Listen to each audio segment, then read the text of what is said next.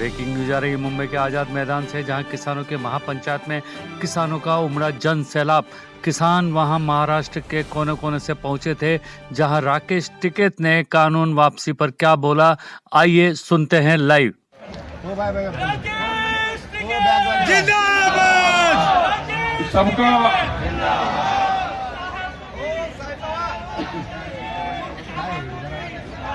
सबका धन्यवाद। समस्त संयुक्त किसान मोर्चे के जो लीडर्स यहाँ पाए उनका धन्यवाद। सभी किसान मजदूर मेरी बहनें उनका धन्यवाद। पत्रकार बंधु, पुलिस प्रशासन के लोग, उन सबका धन्यवाद है। यहाँ पे ये आजाद मैदान, जिसका नाम आजाद, यहाँ पे 2 बार बड़ी पंचायती की, युद्धवीर सिंह जी ने बताया। यहाँ पे ऑन रिकॉर्ड गिरफ्तारियां दी हमने, जो लिखित में दी, और पुलिस प्रशासन के पास में जब व्यवस्था नहीं थी तो इसी आजाद मैदान को जेल बनाया गया, पूरे को जेल बनाया। ओ जी जी, जेल से सुविधाएं ये होती है कि फिर जब जेल बन गई तो सरकारी मेहमान बन गए, तो जब सरकारी मेहमान बन गए तो उनके खाने पीने का इंतजाम भी यहाँ के पुलिस फोर्स ने किया। पूरी रात लगी रही, पूरी गाड़ियां बॉम्बे की चारों तरफ को लगी रही। लेकिन जब ये बीच में जो कंस्ट्रक्शन है ये नहीं था, ये पूरा मैदान था बड़ा, यहाँ पे लाखों लोग थे। एक समझौता हुआ कि 71,000 लोग ऑन रिकॉर्ड गिरफ्तारी देंगे। प्रशासन न मानने के 71,000 लोग हैं, 1 लाख, चलो जितने में भी बढ़ना। तो ये तो वो आजाद मैदान, ये ऐतिहासिक जगह किसान आंदोलनों की रही है। आज भी इस मैदान में आए जो मजदूर आए, जो आदिवासी लोग आए, जो पालघर और आदिवासी लोग, हम करीब 8-10 दिन पहले वहां पे गए थे। जिस हिसाब से उनके जंगलों को नष्ट करा जा रहा है, उनकी जमीनें ली जा रही है, और एक का गांव में, एक का खेत में 2 तरह के मुआवजे वहां पे दिए गए। ये अनपढ़ जिनकी जमीन ने छीनने का काम करा जा रहा है, जो जंगलों को काटने का काम किया जा रहा है। एक नारा हम हमेशा देते थे, जो जल, जंगल और जमीन पे उनका अधिकार है जो उसमें रहते हैं। जो वहां पे फसलें पैदा होती थी, जो चीको, जो पहाड़ी अनाज वहां पे पैदा होता था, जब उनके जल्लूस में हम गए तो बहुत तरह का अनाज, वो जो ट्रेडिशनल अनाज था वो लेकर गए। उसकी मार्केट, बहुत ऊंची मार्केट उसकी हो सकती है। यह आंदोलन उनका है, यह आंदोलन उनका है कि जो दिल्ली भी नहीं गए लेकिन आंदोलन को समर्थन करते हैं। ये एक वैचारिक क्रांति है, वैचारिक आंदोलन है, और जब भी कभी दुनिया में कोई वैचारिक क्रांति आई, उस क्रांति ने परिवर्तन किए हैं। इसमें अलग अलग तरह के लोग आएंगे, इसमें अलग अलग तरह के भाषा के लोग आएंगे, विभिन्न तरह के इसमें झंडे दिखेंगे हमको। यह आज जब संयुक्त मोर्चा बना और दिल्ली के बॉर्डरों पे आया, अलग अलग झंडे लेकर आया, तो किसी को किसी झंडे से कोई ऐतराज नहीं रहा। लेकिन सरकार आज भी लगी हुई है, वो एक लोगों को अलग अलग नाम से उस पर एलिगेशन लगाती रही। अगर उसको सिख कम्युनिटीज के लोग दिखे तो उनको खालिस्तानी बताने का काम करा, उनकी सपोर्ट दूसरे लोगों ने दी। अगर लाल झंडा दिखा तो माओवादी बताया, उनकी सपोर्ट दूसरे लोगों ने किया। उन्हें कहा कि ना, गुस्सा होने की जरूरत नहीं है, ये एक को, ये जो आरएसएस के लोग हैं, जो बीजेपी के लोग हैं, ये एक को तोड़ना चाहते हैं। इनसे गुस्सा नहीं होने की जरूरत, इनसे सीखने की जरूरत है। ये क्या क्या कहेंगे, इसके लपेटे में सबको लेंगे, धीरे धीरे इंतजार करना, नंबर सबका आएगा। पहले पंजाब को खालिस्तान नहीं बताया, फिर लाल झंडे को माओवादी बताया, फिर हरियाणा के लोगों को उग्रवादी बताया, फिर अगर पश्चिम के लोग आए उनको जातिस्तानी बताया। अलग अलग तरह के नाम लिए तो फिर हम समझिए कि ये सबको एक को तोड़ने की कोशिश कर रहे हैं। हम एकजुट रहेंगे, गुस्सा नहीं करेंगे हम।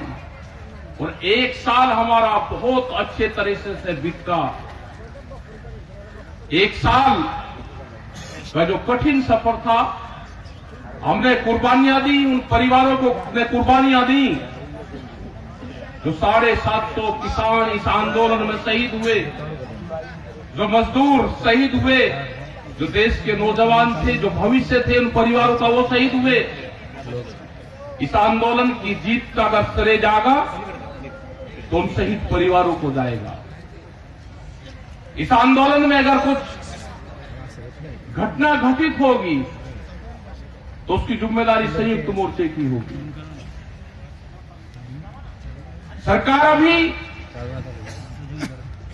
धोखा कर रही है, अभी सचेत रहने की जरूरत है। अभी सरकार ठीक लाइन पे बातचीत को नहीं आई। सरकार षड्यंत्रकारी है, वो धोखेबाज है, वो बेईमान है, वो भी किसान समाज को, मजदूर को नीचा दिखाने की कोशिश कर रही है। आज भी वो इस फिक्स में है कि किसानों को कैसे नीचा दिखाकर इनको घर भेज दिया जाए। अभी उनका प्लेटफॉर्म साफ नहीं है, उनके मन साफ नहीं है, अभी वो बातचीत करने को कोई तैयार नहीं है। अभी हमारे मुद्दे हैं, ये कहते हैं कि अभी 10 दिन का एक एलिगेशन सम्मेलन चलेगा, एलिगेशन सम्मेलन, उसमें सचेत रहना हमको सबको, घबराना नहीं। अभी चलेंगे, जितने भी हमारे पेपर के साथी हैं वो एक ही क्वेश्चन आपसे करेंगे कि 3 कानून वापसी हो गया, अब घर क्यों नहीं जा रहे। ये 10 दिन का अभियान चलेगा, उसमें सचेत रहना, घबराने की जरूरत नहीं उससे।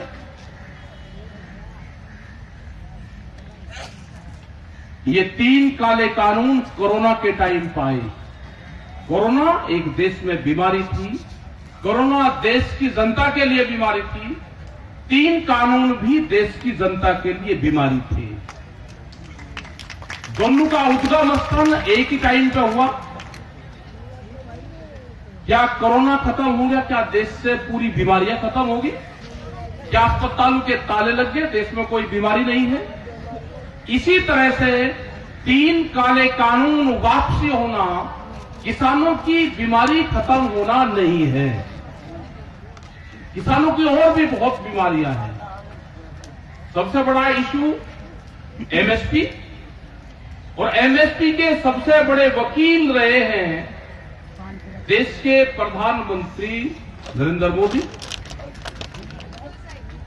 ये 2011 में जब मुख्यमंत्री गुजरात के थे, एक फाइनेंशियल एक कमेटी बनी थी, कई मुख्यमंत्री उसमें थे और भी एक्सपर्ट लोग थे। उस टाइम की सरकार ने इनको जिम्मेदारी दी थी कि एमएसपी पे क्या करना चाहिए, वो ड्राफ्ट तैयार करो। इन्होंने पीएचडी उस पे की, अपना ड्राफ्ट तैयार किया और उस टाइम की भारत सरकार को ड्राफ्ट सौंपा। उसमें था कि एमएसपी को गारंटी कानून बनाया जाए।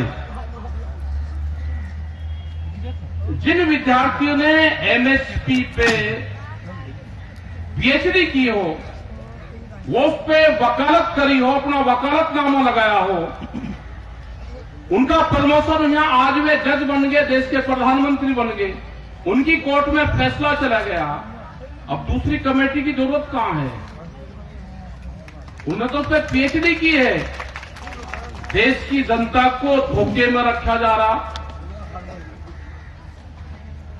कहते हैं जी एमएसपी से बड़ा नुकसान होगा। आप कहो ना, एक्सपर्ट क्यों आ रहे हो कि धोखा होगा? आप कहो कि एमएसपी किसानों के लिए नुकसान का मुद्दा है। अगर हम एमएसपी देंगे, उस पर गारंटी देंगे, तो उससे किसानों को नुकसान होगा। आप कहो, हम कह रहे हैं कि हमको फायदा होगा, आप दो एमएसपी। लेकिन एमएसपी इसलिए नहीं देना चाहते कि बड़े व्यापारी जो उद्योगपति इनके हैं, उनके गोदाम बनवा दिए, सस्ता अनाज खरीद के उन गोदामों में भरा जाएगा, देश के किसानों की अनाज की लूट होगी, इसलिए एमएसपी देना नहीं चाहते। आपने बड़ी बड़ी कंपनियां यहां पर देखी होगी, कुछ लोग होंगे कि जिन्होंने केएफसी मैकडॉनल्ड्स, ये बड़ी कंपनी है जो फूड चेन है, जो भोजन का व्यापार करती है। बॉम्बे में होंगे तो हमारे पत्रकार साथी होंगे या और भी बहुत लोग होंगे जो पढ़े लिखे हमारे बच्चे हैं, वे जरूर इसमें होंगे। उनसे आप एक चीज पूछना कि जी बचा हुआ भोजन हमको किसी गरीब बस्ती में देना है, आपको भोजन हमको दे दो जो शाम को आपका भोजन बचता है। आपको बचा हुआ भोजन ये कंपनियां कभी नहीं देगी। उन्होंने कहा कि ना हम बिलिंग से ये भोजन बिलिंग से अलग भोजन दे ही नहीं सकते। उनका है कि बचा हुआ भोजन कैमरों के सामने डस्टबिन में जाता है। अपने नौकर को भी नहीं देते जो पूरा दिन वहां पे काम करता है। अगर गुलाब जामुन उसका खाने का मन करा और बची हुई गुलाब जामुन है वो खा नहीं सकता। वो शाम को जब क्लोजिंग उसके दरबार का क्लोजिंग होगा वो डस्टबिन में गिन के उसको डिस्ट्रॉय करा जाता है। उन्हें कहा कि ये फ्री की वस्तु नहीं है। और हमने कहा कि रोटी बाजार की वस्तु नहीं है, रोटी जरूरत की चीज है, इसको बाजारीकरण नहीं होने देना चाहिए।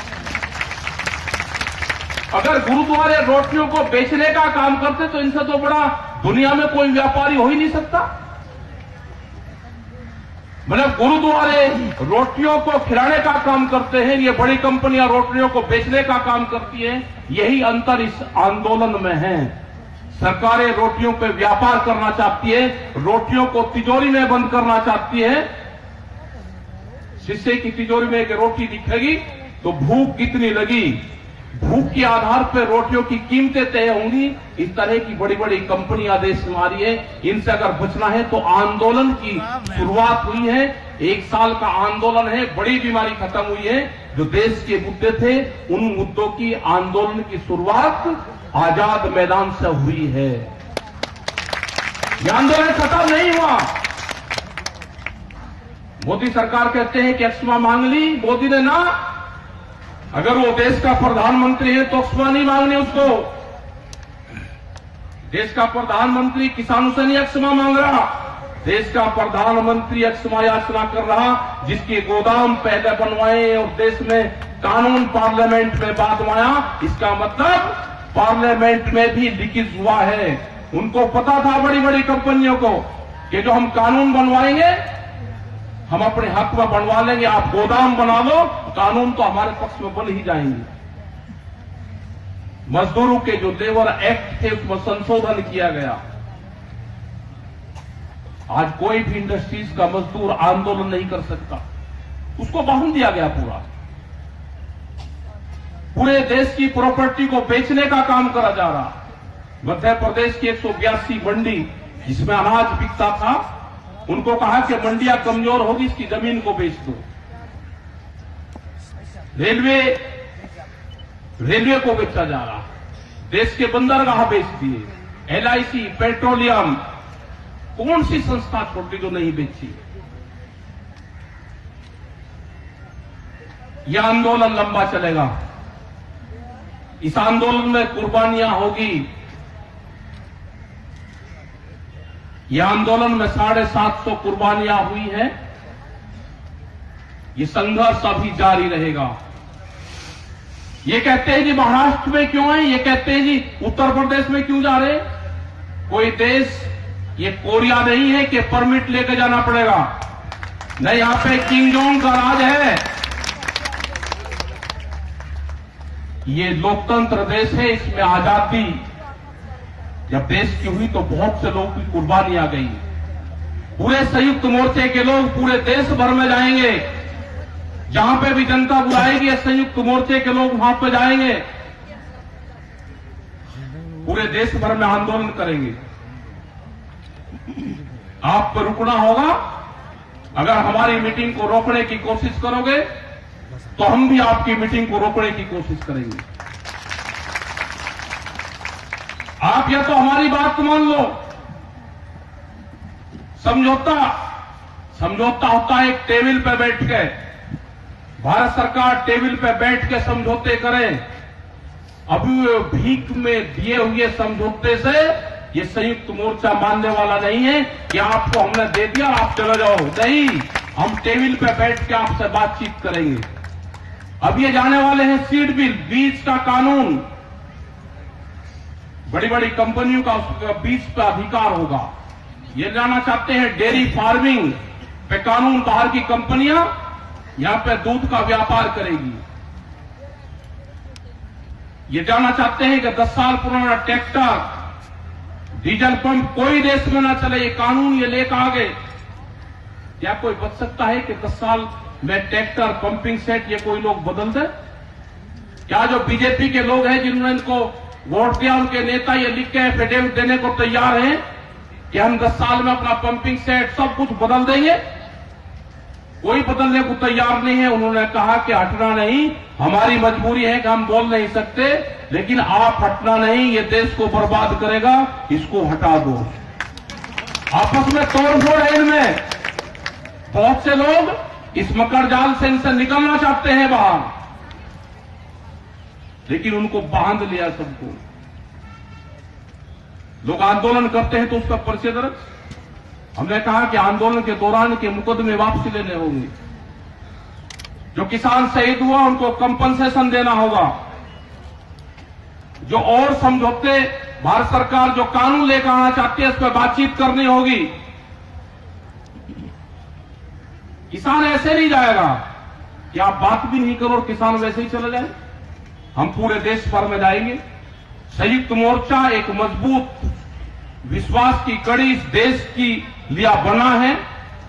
इन मजदूरों के लिए बना, आदिवासियों के लिए बना, जो छात्र उनके लिए बना, जो बेरोजगार लोग हैं, जो 14 करोड़ लोग बेरोजगार हुए हैं उनके लिए बना। इस पे देश की जनता को विश्वास है और पूरा संयुक्त मोर्चा देश को विश्वास दिलाता है कि जहां जहां पे भी आंदोलन होंगे और कोई भी संगठन इनको बुलाएगा तो हम उस पर जाएंगे। महाराष्ट्र में भी यहां पे आंदोलन चल रहे हैं। जो यहाँ के ड्राइवर और वे लोग हैं उनकी 3 बार की दौड़ भारत सरकार इससे महाराष्ट्र सरकार से हुई। इनका भी समझौता करे महाराष्ट्र सरकार। ये प्राइवेटाइजेशन की तरफ जा रहा है देश, उससे महाराष्ट्र सरकार को बचना चाहिए। जो संशोधन किए हैं भूमि अधिग्रहण में, उनको वापसी लेने का काम महाराष्ट्र सरकार भी करे। एक पहल करें। महाराष्ट्र सरकार उन शहीदों के लिए भी दे जैसे तेलंगाना दिया, जैसे छत्तीसगढ़ के सरकारों ने दिया, ऐसे ही महाराष्ट्र सरकार भी जो शहीद किसान हुए हैं उनके लिए अपने यहां से कुछ न कुछ उन परिवारों को दे, क्योंकि वे पूरे देश के लिए शहीद हुए हैं। वे कोई एक स्टेट के लिए नहीं थे, वे भारत सरकार के खिलाफ आंदोलन में शहीद हुए। तो पूरे देश की सरकारों की जिम्मेदारी बनती है कि उनके परिवारों को पालन पोषण भरण करने के लिए कुछ न कुछ आर्थिक मदद उनको दे। ये संयुक्त मोर्चा जो हमारे लखीमपुर खीरी में शहीद लोग हुए, उनके अस्थि कलश यहां पे हैं। आज इनको समुद्र में जाएंगे, विसर्जन करेंगे। सभी लोग जो भी प्रोग्राम यहां के होंगे, जो भी यहां की कमेटी है उसने जिस तरह से भी तय किया है उनके साथ में हम जाएंगे। और भी बहुत से इशू हैं, आप इकट्ठे रहो, इसी तरह से मीटिंगें करते रहो तो ये आंदोलन पूरे देश भर में चलता रहेगा। ये नहीं कि सब लोग दिल्ली जाएंगे तो आंदोलन होगा। आप अपने शहर में रहोगे तो भी आंदोलन जारी रहेगा। ये वैचारिक क्रांति है, ये वैचारिक क्रांति है, ये देश में जारी रहेगी। बड़ा सहयोग सब लोगों का रहा, गुरुद्वारों का बड़ा सहयोग रहा है इस आंदोलन में।